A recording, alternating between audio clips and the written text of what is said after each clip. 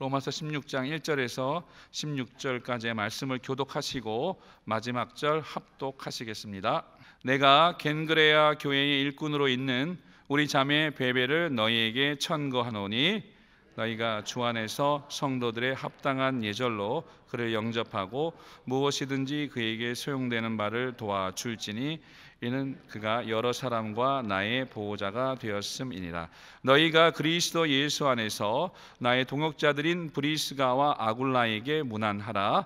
저희는 내 목숨을 위하여 자기의 목이라도 내어 놓았나니 나뿐 아니라 이방인의 모든 교회도 저희에게 감사하느니라. 또 저의 교회에게도 문안하라. 나의 사랑하는 에베네도에게 문안하라. 저는 아시아에서 그리스도께 처음 익은 열매니라. 너희를 위하여 많이 수고한 마리아에게 문안하라. 내 친척이요 나와 함께 갇혔던 안드로니고와 유니아에게 문안하라. 저희는 사도에게 유명히 여김을 받고 또한 나보다 먼저 그리스도 안에 있는 자라. 또 주 안에서 내 사랑하는 암블리아에게 문안하라. 그리스도 안에서 우리의 동역자인 우르바노와 나의 사랑하는 스다구에게 문안하라. 그리스도 안에서 인정함을 받은 아벨레에게 문안하라. 아리스토블로의 권속에게 문안하라. 내 친척 헤로디온에게 문안하라. 나기수의 권속 중 주 안에 있는 자들에게 문안하라. 주 안에서 수고한 두르보사에게 문안하라. 주 안에서 많이 수고하고 사랑하는 더시에게 문안하라. 주 안에서 택하심을 입은 루포와 그 어머니에게 문안하라. 그 어머니는 곧 내 어머니니라. 아순그리도와 블레곤과 허메와 바드로바와 허마와 저희와 함께 있는 형제들에게 문안하라. 빌롤로고와 율리아와 또 네레오와 그 자매와 올름바와 저희와 함께 있는 모든 성도에게 문안하라. 너희가 거룩하게 입맞춤으로 서로 문안하라. 그리스도의 모든 교회가 다 너희에게 문안하느니라. 아멘. 이 말씀을 함께 준비하면서 여러 번 이 16장을 읽었는데요. 여러 번 읽으면서 좀 이 16장이 뭔가 좀 색다르다라는 그런 느낌을 많이 받았습니다. 왜냐하면 사실 로마서를 전체 로마서의 구조를 이렇게 구분 지어 볼 때 1장에서 11장까지 구원의 그 기본 교리와 이론을 설명하고 있는 그 이신칭의에 관련된 그 내용이 기록된 11장까지의 내용이 있고 그리고 12장부터 15장까지에는 그렇게 이신칭의 구원을 얻은 하나님의 자녀여 백성 유대인과 이방인 할 것 없이요 그 그리스도인들이 삶을 어떻게 살아야 할 것인가에 대한 내용들이 이렇게 구분지어서 이렇게 나오고 있기 때문에 사실 이 16장이 필요할까라는 생각을 이제 하게 된 것입니다. 왜냐하면 그 15장의 마지막 절에도 바울 선신서에 나타나고 있는 다른 많은 특징들처럼 그 15장 33절에 그렇게 기록되어 있습니다. 평강의 하나님께서 너희 모든 사람과 함께 계실지어다. 아멘. 이 딱 끝나는 것 같잖아요. 끝나는 것 같아요. 이 15장이 마지막 장으로 끝나도 틀리지 않겠다. 그런데 16장이 존재하거든요. 그리고 16장에는 수많은 사람들의 이름이 올라와 있습니다. 지금 읽으신 것처럼 이 이름들 중에는 유대식 이름도 있고 로마식의 이름도 있고 또 헬라인들의 그 헬라식의 이름도 있습니다. 아주 고루고루 다양하게 많이 섞여 있습니다. 자, 이 16장의 내용이 어떤 내용이었길래 이 내용이 기록된 것일까? 사실 뭐 15장까지 끝나도 되지 않았을까? 16장이 마치 그러니까 부록 같은 거예요. 부록. 이거 부록 같다. 이 15장으로 끝날 수도 있었던 것 같은데 그렇지만 우리가 하나님의 그 깊고 오묘한 뜻을 잘 알지 못하죠. 하나님께서 바울을 통하여 기록하게 하신 로마서 16장에 대한 구체적인 그 하나님의 섭리와 뜻이 있지 않을까. 그렇게 하나님의 시각으로 이렇게 살펴보았는데요. 이 로마서 16장이 기록될 때 그러면 이 로마서를 기록한 바울, 사실 바울이 이 로마서를 기록한 시점은 이제 57년, 58년 AD 그 정도 된다고 합니다. 그때 기록했던 장소는 로마가 아니고 고린도입니다. 고린도에서 제3차 선교 여행을 다 떠난 말기쯤 돼서 마게도냐에서 예루살렘 성도들을 위한 헌금을 걷어서 이제 고린도에 있을 때 로마서를 썼습니다. 사도 바울이 로마서를 썼을 때는 로마에 있는 성도들을 한 번도 보지 못한 상태예요. 한 번도 가보지도 못했습니다. 지금 전혀 로마에 있는 성도들과 로마 교회에 대해서 알지 못한 그런 상태에서 로마서를 고린도에서 지금 기록하고 있는 것입니다. 그런데 참 재미있는 것은 뭐냐면 사도 바울이 보통 이렇게 그의 사역과 또 그의 어떤 믿음과 또 그의 어떤 하나님 나라를 향한 열정과 이런 것들을 생각할 때 여러분 사도 바울이 어떤 사람입니까? 저는 딱 이렇게 한마디로 표현하면 사도 바울에 대한 이미지가 강철 사나이예요. 강철 사나이. 저는 그렇게 한번 이렇게 단어를 사용해 봤어요. 사도 바울은 정말 강철 사나이 같아요. 그는 거침이 없습니다.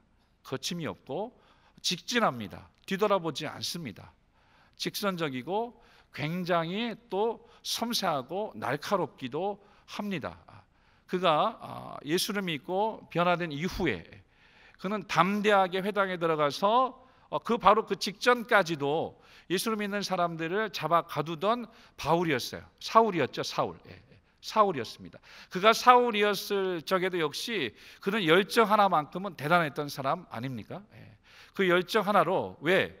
그가 정말 하나님의 뜻대로 잘하고 있다고 스스로 믿었기 때문에 그는 나사렛 이단의 괴수, 곧 예수 믿는 사람들에 대한 큰 반감을 가지고 그들을 잡아 가두는 일에 적극적으로 찬성하고 또 그 일에 앞장서서 일했던 그런 사람입니다.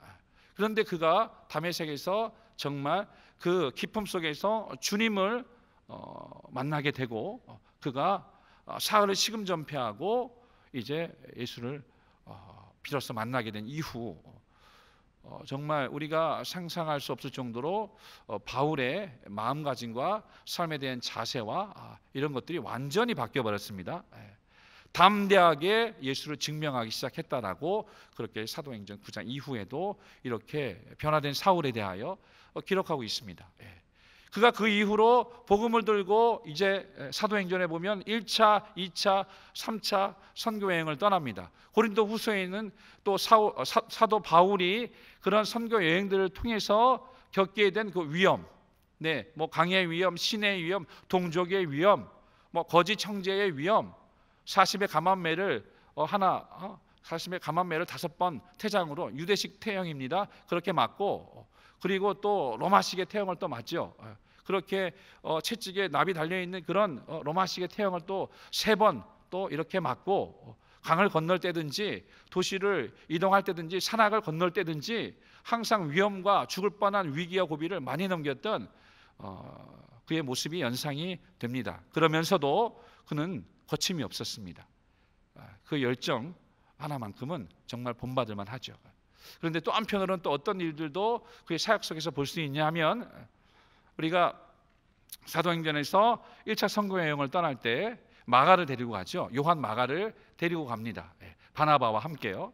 그런데 중간에 어떤 일이 있었는지 모르겠습니다. 중간에 요한 마가가 이제 그 선교하는 그 일들이 직접 몸으로 부딪혔을 때 얼마나 힘들었든지 많은 우여곡절 끝에 그가 선교지에서 되돌아가는 일을 벌입니다. 사건이 하나 이렇게 난 것이죠. 그 이후에 다시 바울과 바나바가 자기들이 성령을 따라 전도했던 그 전도지를 돌아다니고 또 그 교회를 돌아보려고 할 때 바나바는 마가를 데리고 갑시다 합니다. 그때 사도 바울이 어떻게 했습니까? 정말 주의 일에 한 가지로 열심내지 못하고 돌아갔던 그 마가 데리고 갈 수 없다 해서 사도행전 15장에 보면 심히 다툽니다. 바나바 그때 바울의 모습을 보면 굉장히 약하고 함께 주의를 열심히 했던 친구인데 힘을 받아 돌아갔어 필요 하고 그렇게 마가를 이렇게 마치 내치는 것처럼 그렇게 어떤 그 직선적이고 날카로운 그런 모습들도 보입니다. 물론 후에 나중에 그 마가와는 화해가 이루어지고 또 나의 사랑하는 아들 마가라고 하면서 그를 다시 이끌기도 하죠. 거기에서 그 바울의 모습도 보면 굉장히 예민합니다. 그리고 갈라디아서에도 1, 2장에 걸쳐서 거기 보면 이제 안디옥에서 베드로가 이방인들과 식사했을 때 외식했던 모습들을 지적하는, 통렬하게 지적하는 사도 바울의 모습이 또 나와요. 그런 모습을 볼 때 사도 바울은 굉장히 복음에 대한 열정도 강하면서 굉장히 거침없이 이 복음과 하나님 나라를 위하여 앞뒤 안 가리고 물불 안 가리고 뛰어들면서 그것에 막 저해가 되고 방해가 되는 그런 부분들까지도 때로는 가차없이 희생하면서 이렇게 달려갔던 강철 사나이. 저에게는 그렇게 많이 이렇게 이미지가 있는데요. 이 16장을 보면 그렇지 않아요. 이 16장을 기록했던 사도 바울의 마음과 생각을 조금 읽을 수 있는 부분입니다. 여기에서는 지금 사도 바울이 로마 교회 성도들에게 그와 함께 있던 수많은 그리스도인들의 이름을 열거하면서 그들을 소개해주고 또 그들을 문안해야 될 것에 대하여 이야기해주고 있습니다. 이 부분을 이렇게 기록한 그의 모습을 보면 굉장히 섬세하고 사려 깊고 한 사람 한 사람들을 얼마나 존중하고 있는지를 볼 수 있습니다. 말씀드렸던 것처럼 여기 이제 우리 자매 베베부터 그가 고린도에서 로마서를 쓰고 베베에게 그 로마서를 로마 교회에 전달하라고 이렇게 도움을 요청하죠. 그 베베는 이제 사도 바울의 보호자로서 갱그레아 지역의 유력한 여인이었었죠. 그를 통하여 로마 교회의 성도들에게 그 로마서를 보내고 그 베베도 역시 그 로마 교회에서 이제 함께 신앙생활을 하게 됩니다. 그 유력한 여인이었던 그 베베로부터 시작해서 이제 여기 지금 3절 이하에 나오는 브리스길라와 아굴라, 나의 동역자라고 소개를 합니다. 그리고 3절 이하에 보면 또 나의 사랑하는 에베네도를 말씀하고 있고 그는 아시아에서 그리스도께 처음 익은 열매니라. 6절에도 너희를 위하여 많이 수고한 말이야. 그러니까 한 사람 한 사람에 대하여 사도 바울이 가지고 있는 그리스도 안에서 만났던 그 사람에 대한 좋은 그런 강점들을, 장점들을 칭찬하면서 지금 소개시켜주고 있는 것입니다. 굉장히 샤프하고 좀 냉정하고 차가울 수 있을 것 같은 사도 바울의 그 마음 한편에는 굉장히 따뜻함이 있구나라는 부분들을 볼 수 있습니다. 여기 기록되어 있는 사람들에 대한 내용을 하나씩 열거하기에는 시간이 많이 없습니다. 그래서 좀 오늘 전체적으로 정리를 하면서 이렇게 말씀을 드릴게요. 자, 여기 보시면 여기 나와 있는 33명의 그 이름들을 보실 때 말씀드렸던 것처럼 유대인도 있고요, 로마인도 있습니다, 헬라인도 있습니다. 그리고 당시에 있었던 사회적인 지위로 또 구분을 할 때 거기에는 유대인 귀족들도 있었고 로마의 귀족들도 있었고 그리고 당시는 계급사회, 노예가 존재했던 사회입니다. 노예들도 있습니다. 노예들도 굉장히 많이 나옵니다. 그런데 모두가 다 그리스도 안에서 한 형제의 자매인 것을 사도 바울은 담대하게 이야기를 해주고 있습니다. 그리고 그 로마 교회 안에서도 역시 그들 안에서 차별 없이 함께 그리스도의 복음과 나라를 위하여 일하고 있는 자들임을 역시 같이 이야기하고 있는 모습들을 볼 수 있습니다. 여기 3절에서 16절까지의 말씀을 우리가 보실 때 두 가지 중요한 단어가 나옵니다. 가장 많이 쓰여지는 두 가지 중요한 단어가 나오는데 그것이 무엇일까요? 하나는 그리스도 안에서예요. 하나는 그리스도 안에서. 여기 나와 있는 말씀처럼 3절에도 그리스도 예수 안에서 이렇게 말씀했죠. 그리고 그 밑에 이렇게 계속 말씀하고 있는 것도 역시 7절에도 하반부에 그리스도 안에 있는 자라, 8절에도 또 주 안에서 이렇게 말씀하고 있고 9절에도 그리스도 안에서, 10절에도 그리스도 안에서, 12절 13절에도 역시 주 안에서. 주 안에서 높고 낮음, 신분의 고귀함과 비천함 없다는 것입니다. 그리스도 안에서 구원을 받고 거듭난 모든 하나님의 자녀들은 한 형제요 한 자매임을 사도 바울은 지금 16장을 통하여 말씀하고 있습니다. 거기에는 지금 로마인들도 있어요. 이 로마 교회 자체가 유대인들보다는 헬라인들과 로마인들이 훨씬 더 많았습니다. 그런데 그 로마 교회 안에서도 역시 여러분 보세요. 노예가 있었던 그 당시 시대에는 노예가 주인과 겸상할 수 있습니까? 겸상 못합니다. 주인과 노예가 한 자리에서 함께 예배할 수 있습니까? 예배할 수 없습니다. 그런데 로마 교회에는 그것이 가능했어요. 그리고 각처에 흩어져 있는 소아시아든지 아니면 주변에 고린도든지 마게도냐든지 아가야든지 당시에 있었던 모든 지역교회 안에서도 역시 빈부, 귀천, 또 남녀노소에 대한 그런 차별들이 없었음을 보게 됩니다. 교회 안에서만 가능했던 일입니다. 그것이 지금 이 로마 교회 안에서 그리고 각처에 있는 모든 교회들 안에서 즉 그리스도 안에서 다 이루어지고 있는 것을 우리는 볼 수 있습니다. 사랑하는 저와 여러분, 우리 모두가 다 이 말씀을 우리에게 오늘날 우리에게 적용할 때요, 여러분 교회 안에는 높고 낮음이 없습니다. 교회 안에 직급이 있고 계급이 있고 직분은 계급이 아닙니다. 목사도 종이고 성도도 종입니다. 모두가 다 그리스도의 종입니다. 그래서 그리스도의 종인 우리가 서로 사랑하고 섬기는 것입니다. 이것은 그리스도 안에 있기 때문에 가능한 것이죠. 그것을 오늘 사도 바울이 강력하게 그의 모든 문안을 통하여 1차적으로 이야기하고 있습니다. 그리스도 안에서 목사도 형제요, 장로도 형제요, 권사도 형제요, 집사도 형제요, 자매라는 것입니다. 그것이 당시 존재했던 이 시대는 이제 잠시 후에 로마의 대단한 핍박과 박해가 이제 예견되어지는 바로 그 시점입니다. 우리가 초대교회 그의 행적들을 사도행전을 통하여 많이 이제 보고 계신데요. 사도행전의 시대적인 배경도 역시 비슷합니다. 통틀어서 초기 기독교 시대라고 그렇게 말씀드릴 수 있을 것 같습니다. 그들의 신앙생활의 배경은 어땠습니까? 우리는 사도행전 2장에 나타나고 있는 정말 오순절날 마가의 다락방에 하나님의 약속하신 성령을 정말 충만히 받았던 그들의 모습을 기억합니다. 초대교회를 이루었던 그 구성원들을 생각해 보십시오. 거기에서는 각 지역에 흩어졌던 모든 사람들, 거기에 보면 2장 10절에도 거기에 로마로부터 온 나그네가 표현이 되어 있어요. 그러니까 로마 교회가 언제 형성이 되었는가? 사도 바울이 가서 기도하고 성령의 인도받아 지은 곳이 아니거든요. 로마 교회에 대한 형성은 이미 사도행전 2장에 나와 있는 것처럼 그때 오순절날에 각 지역에서 각각의 많은 사람들이 모일 때 로마로부터 온 나그네와 유대인 개종자들이 있었습니다. 그들이 그때 정말 은혜를 받고 성령을 받고 그리고 스데반의 핍박 이후에 다시 로마로 돌아가서 그때 로마 교회가 세워졌다는 그런 설이 가장 또 유력한 설이기도 합니다.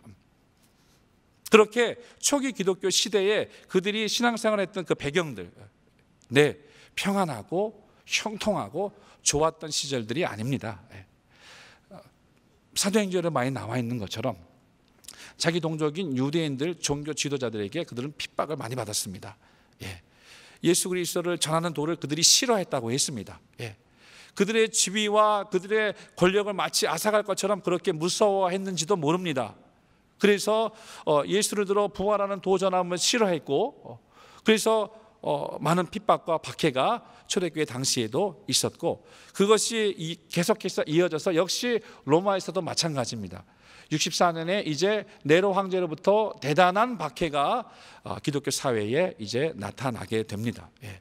로마에 그 일어났던 대화재를 그리스도인들의 책임으로 전가하면서 그때로부터 소규모였고 작은 공동체였던 그리스도인들과 그 지역교회가 대단한 핍박과 박해를 받게 됩니다.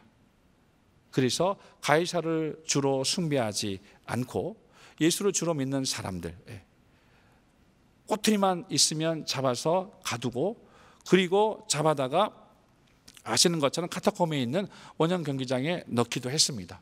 로마에 대해 화재가 있었을 그 당시에는 많은 수백 명의 그리스도인들을 잡아다가 재판에 회부하고 거짓 진술을 하게 하고, 그래서 그 일부는 카타콤의 원형 경기장에서 들깨떼에 물려 죽게 하고, 또 일부는 네로 황제의 그 궁전 정원에서 인간 횃불로 화형으로 타 죽임을 당하는 그런 어마어마한 박해 시대가 이제 이 로마서를 기록한 그 이후에 이제 한 7, 8년 뒤부터 이제 시작되게 됩니다. 어쩌면 그것을 예견했을지도 모르겠습니다. 사도 바울은 지금 로마 교회에 있는 성도들에게 그리스도 예수 안에 있는 자들을 일일이 다 소개하면서 그들이 얼마나 주 안에서 소중한 성도들인지. 여러분, 성도의 정의가 무엇입니까? 아까 우리 찬양했을 때도 나와서 저 좀 감동을 받았는데요. 하나님이 아들 삼아 준 사람들 아닙니까? 하나님이 아들 삼아 준 사람들, 하나님의 나라를 유업으로 받을 사람들, 주와 함께 영영토록 왕노릇할 사람들. 지금 우리 그리스도 안에 있는 성도, 우리는 성도의 기준에 대하여, 정의에 대하여 모르겠습니다. 우리 교회에서 예전부터 성도에 대한 어떤 행정적 편의를 위해서 어떤 그렇게 사용했을지도 모르지만, 그 전산 입력을 위해서 이렇게 성도 표시를 하지 않습니까? 근데 성도 표시를 하고 또 집사 표시도 하고 이렇게 직분별로 구분해서 표시를 하는데, 마치 성도가 가장 아래에 있는 그런 어떤 그 부류의 유형의 사람들인 것처럼 그렇게 인식되는 좋지 않은 영향이 있는 것 같습니다. 여러분, 성도가 누굽니까? 성도, 하나님 아들의 피로 하나님 아들 삼아 주신 존귀한 존재들입니다. 그리스도 안에서 그런 자들이 우리의 형제고 자매라고 말하고 있습니다. 이것은 본교회뿐만 아니라 지역에 있는 모든 형제들도 자매들도 동일합니다. 우리로 적용을 하면 우리가 전국에서 함께 예배하며 또 우리의 그리스도 안에 있는 멀리 있는 우리의 형제들 자매들도 역시 동일하게 적용이 되는 것입니다. 그리스도 안에서 모든 지위의 고하를 막론하고 우리가 그리스도 한 몸의 지체요 형제요 자매라는 사실을 바울은 첫 번째로 강조하고 있는 것입니다. 할렐루야. 그러므로 여러분, 내 옆에 있는 사람들을 한번 보세요. 내 옆에 있는 사람들은 성도입니다. 하나님이 아들 삼아 주신 분이에요. 하늘나라를 유업으로 받을 상속자예요. 주와 함께 저 영원한 나라를 세세토록 무궁토록 다스리며 살아갈 그런 사람들입니다. 그래서 그런 사람들이 나의 형제요 자매요, 또 여기 나와 있는 표현으로는 동역자들이라고 그렇게 말하기도 했습니다. 동역자가 있고 동료가 있습니다. 동역자든 동료든 함께 일하는 사람이에요. 그런데 동역자와 동료가 다른 것은 뭐냐면, 동료들은 각기 자기의 마음은 다른 목적을 추구할 수 있습니다. 회사에서도 다 동료들이 있잖아요. 다 자기의 이익들을 추구하죠. 같은 일을 해도 마음의 생각과 뜻이 다릅니다. 왜? 자기 이익들을 추구하기 때문에. 그런데 동역자라고 하면 그 마음과 생각과 뜻도 같습니다. 같은 목적을 가지고 함께 일하는 사람. 거기에 기본적인 전제는 무엇이겠습니까? 같은 신앙을 가진 사람들이 같은 마음과 같은 뜻으로 같은 목적을 위하여 함께 일하는 사람들, 그 사람들이 동역자들입니다. 곧 하나님 나라의 그 일을 함께하는, 같은 마음으로 함께 일하는 사람들, 그들이 동역자들입니다. 그리스도 안에 있는 우리들의 지체들을 향하여 형제요 자매라고 말하고 있고 동역자라고 말하고 있습니다. 그들은 모두가 다 성도입니다. 우리가 사랑하고 존귀히 여겨야 할 자들이라고 그렇게 말씀하여 주고 있는 것 같습니다. 두 번째로 지금 여기 가장 많이 쓰여진 단어는 사실 그리스도 예수 안에서, 주 안에서라는 이 표현보다도 문안하라라는 표현입니다. 21번 기록되었습니다. 네, 16장에서요. 이 사도 바울이 여기서 문안하라라고 기록한 부분은 사실 인사의 차원을 뛰어넘는 것입니다. 네.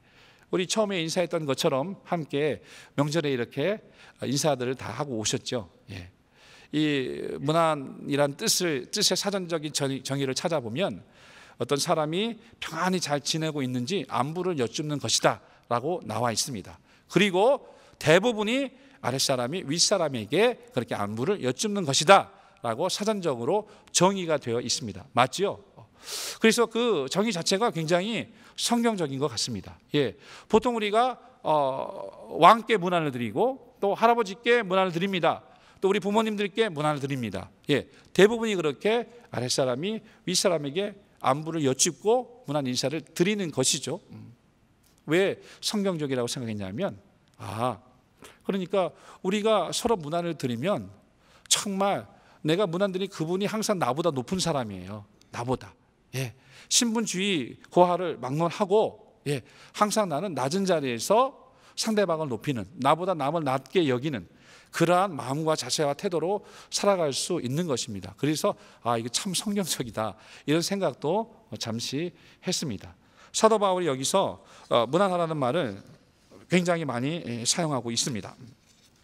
처음에 말씀드렸던 것처럼 여기 지금 헤롯 가문의 사람들의 이름도 있어요. 로마 황제 가문에 흔했던 그런 빌럴로와 율리오라는 그런 이름들도 있어요. 아리스토블로라든지 나기수의 권속은 주로 이렇게 노예였다가 해방되었던 사람들의 이름을 뜻하기도 합니다.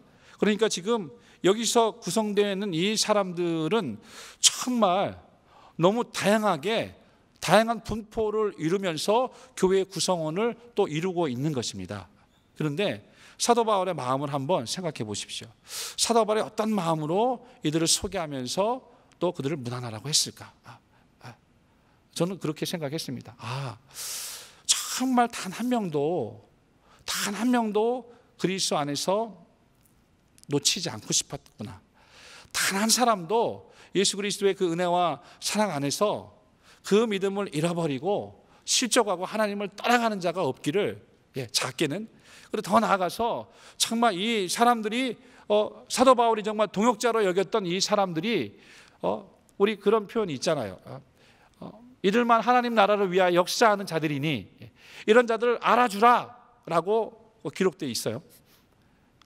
정말 이들이 하나님 나라를 위하여 역사하는 이들이 얼마나 소중한 사람들인지 그들을 알아주고 그들을 위해주고 끝까지 하나님 나라와 복음을 위하여 함께 손잡고 동행하며 천상까지 그 하늘나라까지 가야 그 사람들 정말 마치 생명책에 기록하듯이 그렇게 기록하지 않았을까. 그렇게 단 한 명의 이름도 그 생명책에서 정말 낙오되지 않도록 여기 바울 서신서에 보면 데마라는 사람 한 명이 나와요. 눈에 띕니다. 왜? 사랑을 받는 의원 누가와 데마가 너희에게 문안하느니라 그 성경에 기록되었다가 그 데마가 나중에 세상을 사랑하여 떠났다라고 이렇게 말하고 있어요. 함께 동역했던 많은 사람들이 그런 사람들 중에는 주께 머물러 있어서 참고 인내하며 하나님 나라의 완성을 보고 그 주의 나라를 이룰 때까지 함께했던 사람들이 있는가 하면 그렇지만 도중에 참지 못하고 떠나갔던 그런 사람들의 모습들도 바울 서신에 보면 많이 기록되어 있습니다. 사도 바울은 이 문안하라는 이 말을 통해서 정말 그리스도 안에 있는 모든 지체들, 곧 형제가 되고 자매가 된 사람들에게 깊은 관심을 갖고 서로를 섬기며 돌보라고 그렇게 이야기하고 있는 것입니다. 정말 그들을 위해주고 그들을 알아주고 정말 그들만이 하나님 나라를 위하여 역사하는 자들임을 거리를 떠나서 신분을 떠나서 사회적 모든 지위를 떠나서 문안함으로써 그들을 위해주고 세워주라라고 그렇게 말씀하고 있습니다. 그런 차원으로 이렇게 보니까요, 사도 바울이 중간에서 브릿지 역할을 하고 있는 것 같아요. 네, 다리 역할을 하고 있는 거죠. 지금 사도 바울은 로마 교회의 성도들에게 이 편지를 전해주고 있어요. 그러면서 로마 교회 성도들이 아직은 잘 모르는 다른 지역에 있는 그 성도들을 알려주고 있어요. 여기 지금 33명의 많은 사람들의 이름이 기록되어 있지 않습니까? 그 중에는 여인들의 이름이 9명 이상 나옵니다. 네. 정말 그리스도 예수 안의 교회, 또 로마 교회를 비롯한 그리스도 예수 안에 있는 그 교회는 정말 차별이 없었던 것 같아요. 정말 당시의 시대적 배경을 이렇게 적용한다면 있을 수 없는 일이기도 합니다. 그렇지만 가장 먼저 교회 안에서 그리스도 예수 안에서 그들에게는 노예가 없었습니다. 그들도 자유자요, 그들도 형제요, 그들도 자매요, 그들도 나의 동역자라고 그렇게 사도 바울은 소개하고 있습니다. 사랑하는 저와 여러분, 문화는 정말 세상 사람들이 자기와 관련되어 있는 가족이나 친지 또는 여러 모르겠습니다. 어떤 이익과도 관련이 되어 있을지도 모르겠습니다만 관련 있는 사람들에 대한 안부를 여쭙고 평안이 잘 있는지 돌보는 것을 문안이라고 합니다. 그런데 이것을 우리가 그리스도 안에서 받고 적용할 때는 조금 더 깊이 있게 그 의미를 적용하면 좋을 것 같습니다. 왜냐하면 우리가 그리스도 예수 안에서 그리스도 한 몸을 이루는 지체가 되었다는 그 사실, 그것을 우리가 분명하게 인지하고 인식하고 있다면, 그렇다면 정말 나의 옆에 앉은 이 사랑하는 이 성도분이 얼마나 소중한 주님의 자녀인지를 깨닫게 되고, 그리고 환경적으로나 거리적으로나 떨어져 있지만 그러나 그리스도 안에 있는 자들이 그들이 처한 환경이나 상황과 관계없이, 역시 신분과도 관계없이 그리스도 예수 안에 형제요 자매이기 때문에 우리가 관심을 갖고 서로 영적으로 교감을 나누고 소통을 하면서 서로 돌보아 줘야 할 대상이라는 사실들을 우리가 분명하게 알고 깨닫고 적용할 수 있으면 참 좋겠습니다. 여러분, 사랑이 뭔가요? 사랑? 네, 사랑이 무엇입니까? 오늘의 말씀을 근거로 해서 이렇게 말씀을 드린다면 무난하는 것이 사랑하는 것입니다. 네, 무난하는 것이 주의 일이에요. 네, 다른 것이 주의 일이 아닙니다. 병 고치고 귀신 쫓고 신앙을 상담하고, 예전에 우리 그런 거 배웠었죠. 신앙을 지도해주고 성경을 가르치고 상담을 해주고 어떤 인간이 만들어 놓은 기준, 그것을 적용하는 것에 따라서는 다르겠지만, 근데 우리가 무엇에 초점을 두고 어떤 안목으로 그것을 받아들이며 살았는지는 모르겠습니다만 성경이 말씀하고 있는 것은 그렇지는 않은 것 같습니다. 무난하는 것은 사랑하는 마음이 없으면 안 됩니다. 사랑하는 부모님들 다 보고 오셨죠? 네. 이익과 관련된 사람들이 자기 이익을 위해서 가짜 무난하는 것도 있을 수 있겠죠. 오늘날의 시대에는. 그렇지만 정말 성경을 통하여 돌아볼 때 사랑하는 마음이 없으면 그 사람 무난하지 않습니다. 사랑하는 마음이 있으면 돌아봅니다. 전화도 하고 안부도 묻습니다. 네. 그래서 그리스도인들에게 이 문화는 대단히 중요한 영적 사역입니다. 이것은 주의 일이라는 것입니다. 주의 일. 그래서 바울 서신서에 보면요, 여러분 잘 아시는 것처럼 바울 서신서의 마지막 부분에 보면 계속해서 마지막 부분에 이렇게 공통적으로 사도 바울은 이 주변의 형제와 교회와 가정들을 돌아보고 문안할 것을 말씀하고 있습니다. 참고로 몇 군데만 이렇게 좀 읽어드릴게요. 고린도전서 16장 19절 20절입니다. 고린도전서 16장 19절 20절에 보시면 거기 그렇게 기록되어 있습니다.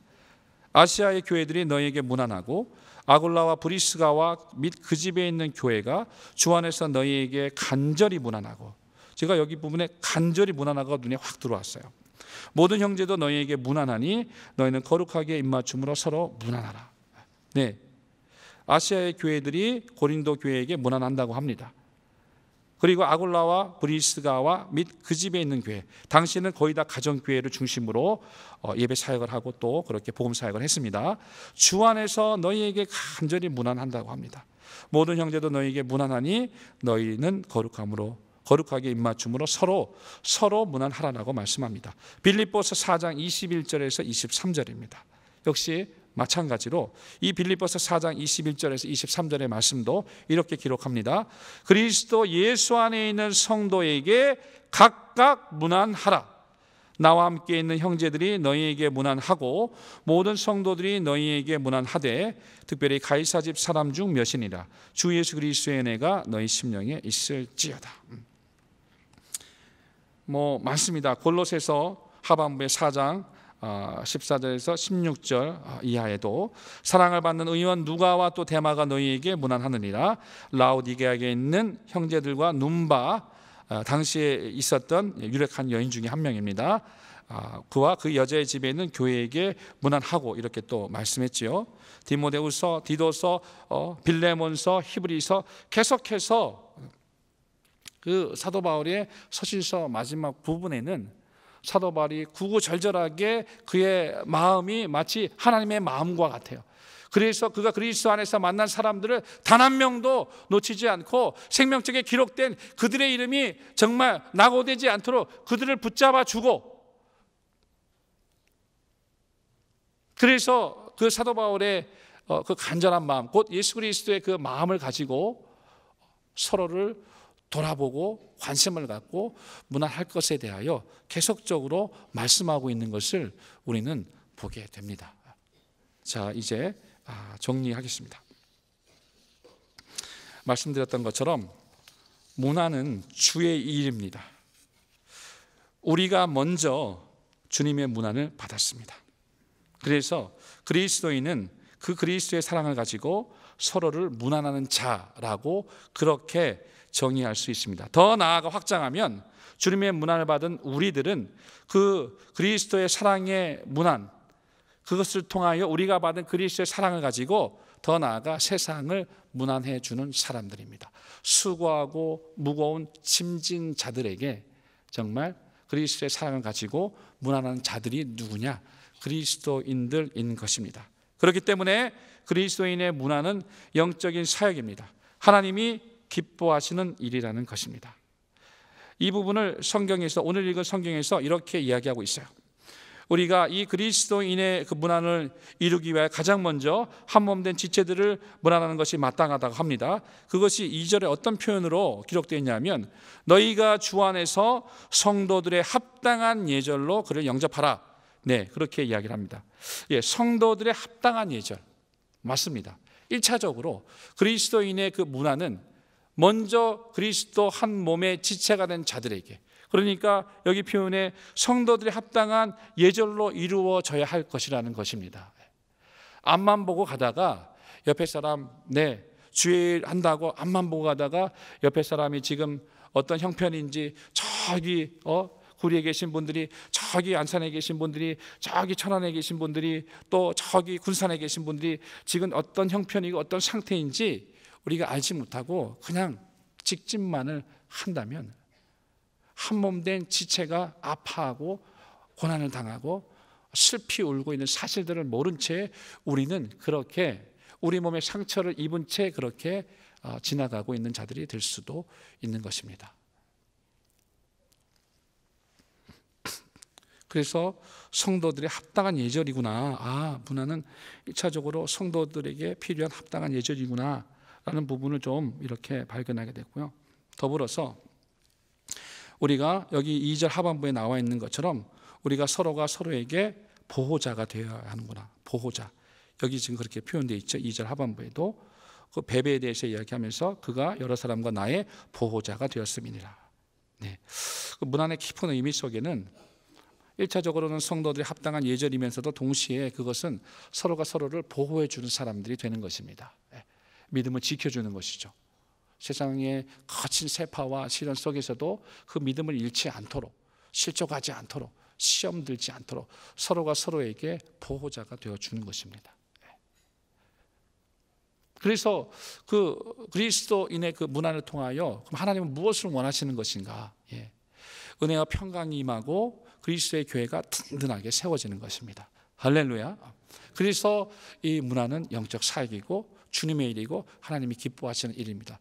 가볍게 여길 수 있습니다만 결코 가볍지 않은 일.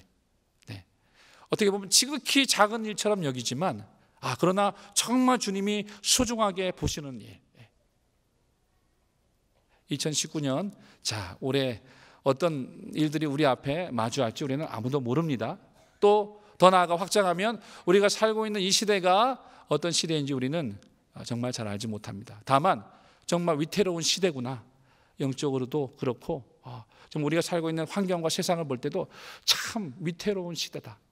바람 잘 날 없고 먼지 그치지 않는 그런 시대가 아닌가, 이런 생각을 해보면서 우리가 이렇게 어렵고 곤고한 시대와 오늘날의 현실 속에서 서로를 주의 사랑으로 문안하는 일, 그것이 얼마나 하나님이 기뻐하시는 일인지를 우리가 알고 정말 이 한 해 우리가 조금만 더 서로를 문안하고, 그리고 정말 보이지 않는 사람들에게도 정말 주의 사랑으로 문안하고, 그러므로 하나님께서 우리 가운데 베푸시는 하나님의 은혜와 평강이 충만하고 몸된 그리스도 예수의 교회가 든든히 세워져 나가는 그런 복된 역사가 우리의 삶 속에, 우리의 교회 안에 이루어지기를 예수 이름으로 축원합니다.